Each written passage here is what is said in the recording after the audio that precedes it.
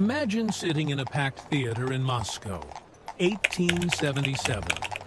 The orchestra begins. White feathers, a tragic princess trapped between two worlds. Today we call it the most beautiful ballet ever written. But that night, the audience didn't applaud. They laughed. They walked out. The composer sat backstage, humiliated, convinced his life's work was a disaster. He had no idea he had just created what would become the most performed ballet on earth, and he would never live to see it succeed. That's where this story actually begins. Not with swans, but with failure, scandal, and a death that historians are still arguing about today. Let's talk about Pyotr Tchaikovsky, because you cannot understand the darkness inside Swan Lake without understanding the darkness inside the man who wrote it. Tchaikovsky was a genius living in a country where being who he was could destroy him. He was gay in Imperial Russia, in an era when that wasn't just frowned upon, it could end a career, end a reputation, end a life. He married a woman named Antonina Milyukova, partly to silence rumors, and the marriage collapsed almost instantly. Friends described him afterward as someone who seemed to be performing happiness, while quietly falling apart inside. And here's where it gets genuinely eerie. In 1893, Tchaikovsky died suddenly, officially from cholera, after drinking unboiled water during an epidemic. Simple story, right? Except multiple historians and biographers have proposed a very different theory, that Tchaikovsky was essentially forced into taking his own life after a secret court of honor made up of his peers threatened to expose his relationship with a young nobleman to the Tsar himself. Imagine that pressure. A man celebrated across Europe, privately cornered by his own social class, given an impossible choice to protect his name and his family's name. We don't know for certain which version is true, but think about what that uncertainty does to the music itself. Swan Lake isn't just a love story. It's full of grief, transformation, entrapment, and a finale where the only way out is death. Doesn't that suddenly feel less like coincidence and more like confession? Now let's talk about why that first performance in 1877 failed so badly. Because the reasons are almost funny in how human they are. The choreography was reportedly clumsy. The lead ballerina was replaced mid-rehearsal process due to politics within the theater. The costumes and sets were criticized as cheap, and critics straight up said the music was too complicated for ballet, which is wild, considering that same score is now considered one of the greatest pieces of music ever composed for dance. Tchaikovsky was mocked by people who simply didn't understand what they were hearing. He died believing it was one of his failures. He never got to see the 1895 revival in St. Petersburg, reworked by choreographers Marius Petipa and Lev Ivanov, the version that finally made the world fall in love with it, 2 years after he was already gone. So here's the first dark truth hiding behind the fairy tale image of Swan Lake.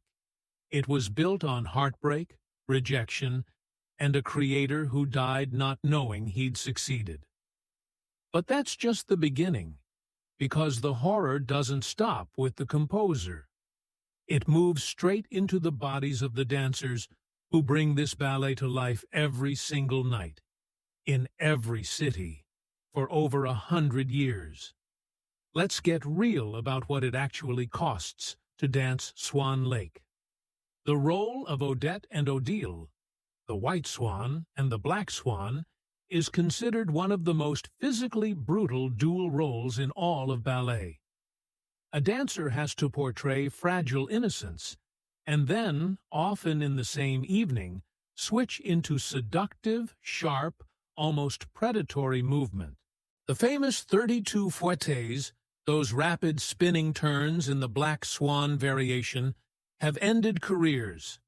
Dancers have torn ligaments mid-performance and kept going because stopping mid-show was considered worse than the injury itself.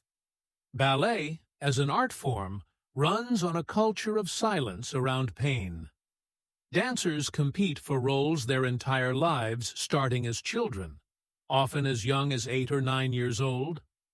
Their bodies are evaluated constantly, their weight, their turnout, their flexibility, their feet.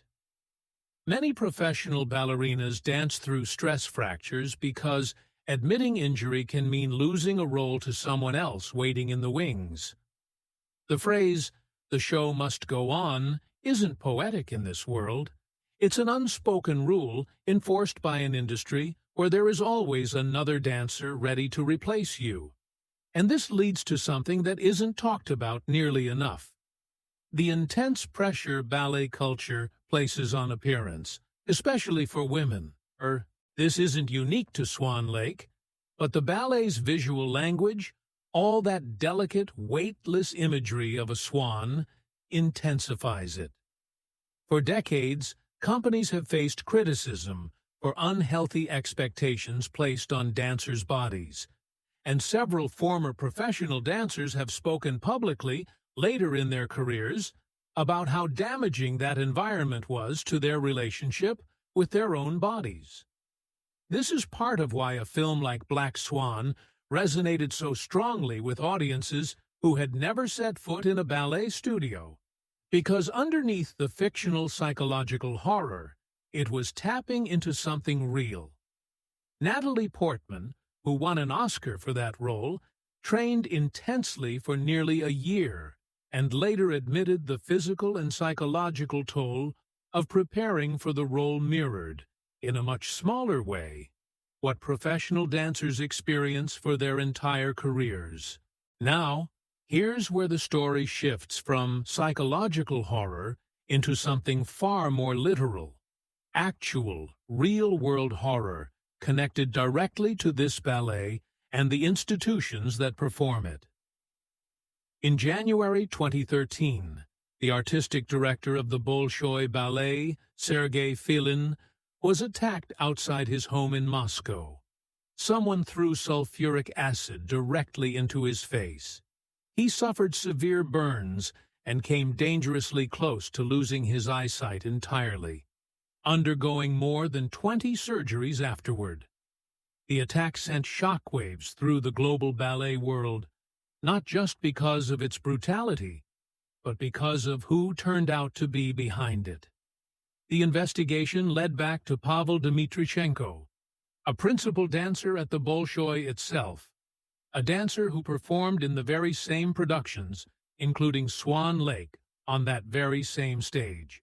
He was convicted of orchestrating the attack, reportedly driven by jealousy and resentment over how casting decisions were being made, including frustration tied to his girlfriend not receiving lead roles. Think about that for a second. One of the most prestigious ballet companies in the world, performing one of the most beautiful stories ever told on stage, and behind the curtain, there was enough resentment, enough competition, enough pressure to drive someone toward an act of violence that horrific. The Swan Lake of fairy tales, the one with the tragic princess and the cursed sorcerer, suddenly felt like it was being performed by people living inside their own real curse, trapped by ambition, jealousy, and an industry that thrives on scarcity, where only a tiny handful of dancers will ever reach the very top. So when you really sit with all of this, when you connect Tchaikovsky's secretive, possibly forced death, the humiliating failure of the original premiere, the physical toll the choreography takes on dancers' bodies decade after decade, the culture of silence around injury and body image, and an actual acid attack born out of professional jealousy inside one of the most respected companies on the planet, Swan Lake stops looking like a fairy tale and starts looking like something closer to a mirror. A mirror reflecting exactly how much beauty, in the real world, often gets built on top of suffering that audiences are never meant to see. And maybe that's actually the most haunting part of all this. We watch Swan Lake and we see grace, lightness, a love story doomed by fate. We almost never think about the broken toes hidden inside point shoes, the years of training that started in early childhood, the politics backstage, or the composer who never got to take a bow. The horror isn't hiding behind Swan Lake. It's woven directly into it, into the music, into the choreography, into the very institution that keeps performing it, generation after generation. So next time you watch that final scene, the swan transforming, the tragic ending playing out under those lights, ask yourself what you're really watching. A story about a cursed princess? Or a story about an art form that, even now, asks its performers to give absolutely everything, sometimes more than anyone should ever have to give, just so the rest of us can watch something that looks effortless?